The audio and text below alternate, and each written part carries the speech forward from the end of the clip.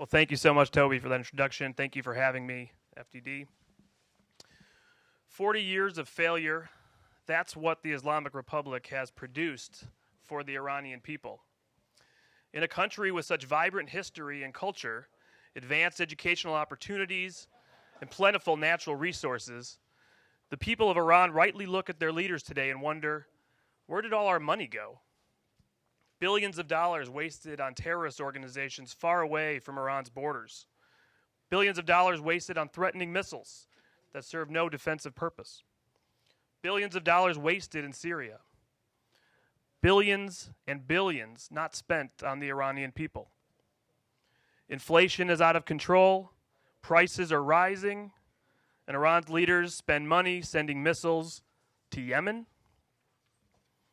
Workers are striking, the rial is under enormous pressure, and Iran is headed into recession.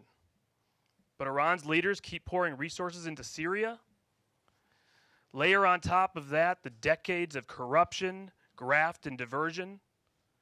Money siphoned away from the Iranian people for the personal enrichment of an elite few. 40 years of failure. It's no wonder the Iranian people are finally asking a basic question. Where's the money going? 40 years of failure is 40 years too long. The Iranian people could have a much brighter future if their leaders chose a different path, the path of a normal nation.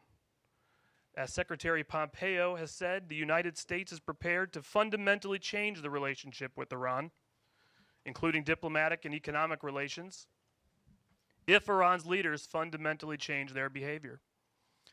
Comply with international obligations and expectations when it comes to missiles, nuclear activities, proliferation, and human rights. Release our citizens. End state sponsorship of terrorism. Stop threatening your neighbors and fomenting chaos outside your borders. Until Iran's leaders decide to put the interests of their citizens ahead of their own self-interest, the U.S. maximum pressure campaign will continue and strengthen. We know where the money goes, and it doesn't go to the Iranian people. And so the United States will do everything we can do to dry up the money the Islamic Republic uses for illicit, dangerous, and destabilizing purposes. When the president says maximum pressure, he means maximum pressure. As Special Representative Hook recently noted, jurisdictions that receive significant reduction exceptions to import Iranian crude should not expect those exceptions to be renewed. The oil market is well supplied and can absorb the loss of Iranian crude. U.S. sanctions will be enforced. As Ambassador Bolton and the State Department have repeatedly said, special purpose vehicles are no exception. More sanctions are on the way. The reimposition of sanctions in November should be considered a first step. It's a baseline, not a finish line. 40 years of failure. 40 years too long. We know where the money goes, and like the Iranian people, we've seen enough. Thank you so much.